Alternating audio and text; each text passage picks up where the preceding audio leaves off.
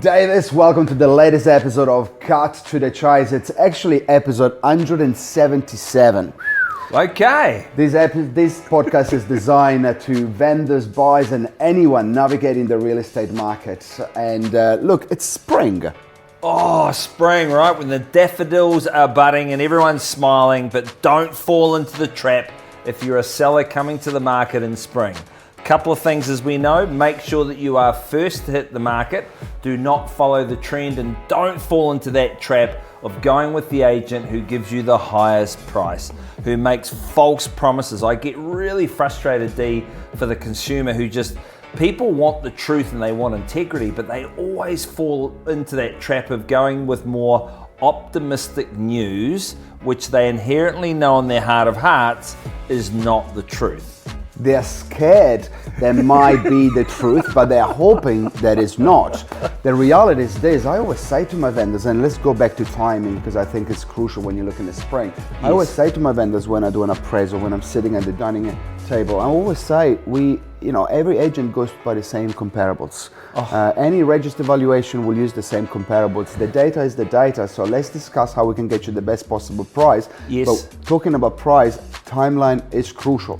Because if you're a buyer looking at this, you know that, hey, look, post-Labor Week and in October, there is going to be a flurry of new listing coming on the market. Supply and demand is going to be skewed. Yes. But if you're a vendor, think about it then. Do you want to be selling when everyone is selling at the same time? And look, no doubt I will have listing coming after Labor Weekend. But if you got the luxury, and I call it luxury because some people, they can't choose. They've got certain requirements or timelines that they need to work with.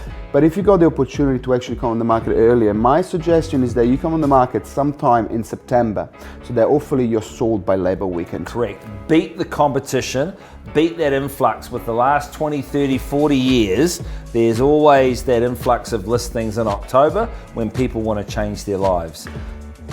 The other thing as well is call it for what it is, and I'm surprised that on the 18th of August we're talking about, because I think this comes out on the 18th of August, we're talking about Christmas, but the reality is that there is only 2 selling windows now between now and Christmas, and now, one is basically September, and the next one will be sort of November, and after that, you get into Christmas, and there is some properties that can take a little bit longer to sell, right?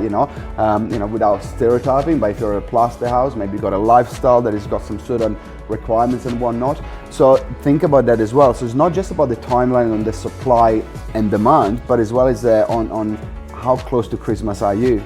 Oh yes, first mover advantage, and the 2 most important questions.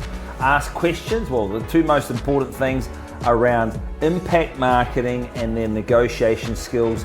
Don't get too tied up in price. And if you want integrity as a seller around price, tell your agent whoever gives you the highest price, automatically you will not be hiring, and then you'll get the truth around what they actually think it's worth. Don't fall into those traps of moving slow and getting caught up with an agent trying to buy your listing. Absolutely. Thanks for watching.